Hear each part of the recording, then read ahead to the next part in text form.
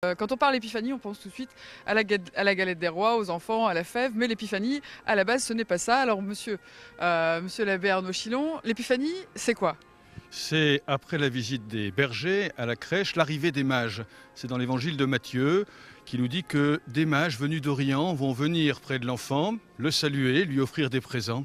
Et c'est comme cela qu'est née la tradition de l'épiphanie qui signifie quelque chose du fait que Noël est pour tous. Pas simplement pour ceux qui étaient là cette nuit-là à Bethléem, mais vraiment pour toutes les nations, toutes les cultures. Alors l'épiphanie, c'est le 6 janvier, mais elle est célébrée en France le premier dimanche de janvier, donc ce week-end. Donc c'est ce week-end aussi qu'on va tirer les rois, qu'on va manger la galette des rois. Alors est-ce que vous savez comment on en est arrivé là? Ce qu'il faut savoir, c'est que dans l'évangile, il n'est pas dit qu'ils sont rois.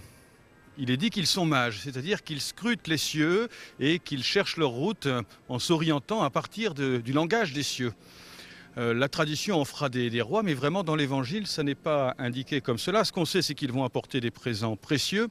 Peut-être que c'est de là qu'il faut voir l'origine de cette petite évolution pour en faire des rois.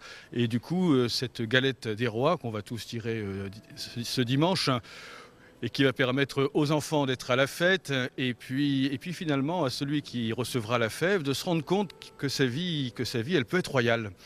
Alors cette tradition, on la connaît dans les familles, tous ces premiers dimanches de janvier, on mange la galette. Alors est-ce que, pareil, à l'église, c'est une tradition qui est encore très suivie? Est-ce qu'à la messe d'Épiphanie, les chrétiens sont toujours là? Alors d'abord, il arrive qu'on prenne la galette à l'issue de la messe de l'Épiphanie. Il y a bien des paroisses aujourd'hui où ça se fait. Pour ce qui est de la fréquentation à l'église, elle est forte pendant ces semaines de fête de Noël. Il y a évidemment plus de monde à la fête de Noël qu'à la fête de l'Épiphanie, mais on sent bien ici, par exemple à la cathédrale, je pense aux milliers d'étoiles qui sont là dans la crèche, on sent bien que c'est une période où beaucoup passent déposer ce qu'ils ont de plus cher à la crèche, telle personne qu'ils aiment, tel projet, tel souci, telle souffrance, telle joie.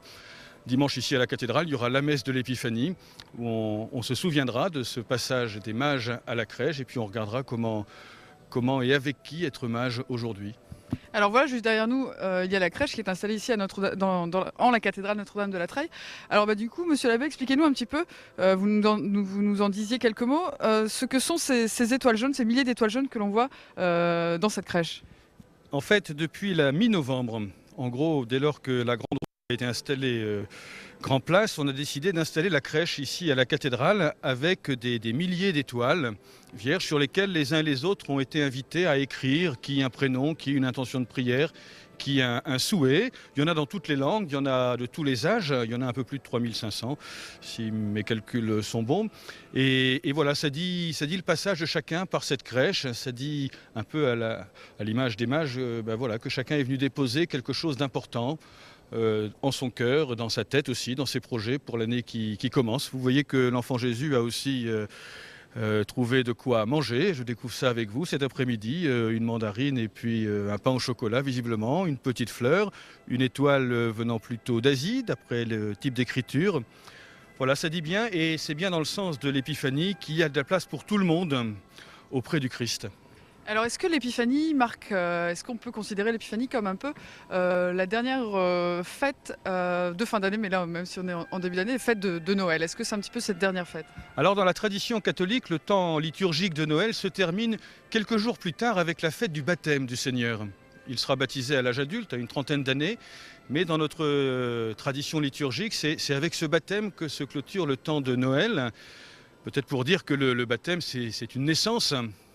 Bon, voilà, et qu'il y a un lien entre le fait d'être baptisé et le fait de naître à soi-même. Et puis il y a une autre tradition aussi qui est venue se surajouter à tout cela, qui veut que de manière habituelle, on laisse la crèche en place jusqu'au 2 février, le jour où on célèbre la présentation de Jésus au temple. Ce jour-là, Marie et Joseph vont emmener leur enfant au temple et le présenter au Seigneur. Mais voilà, les fêtes de Noël, au sens liturgique, se terminent avec le baptême du Seigneur et les crèches le 2 février. Voilà, mais avant ça, on va fêter l'épiphanie ce dimanche. Tout à fait. Donc voilà, j'espère que la galette sera bonne pour tout le monde et j'espère aussi, Alexandra, que vous aurez la fève ce dimanche.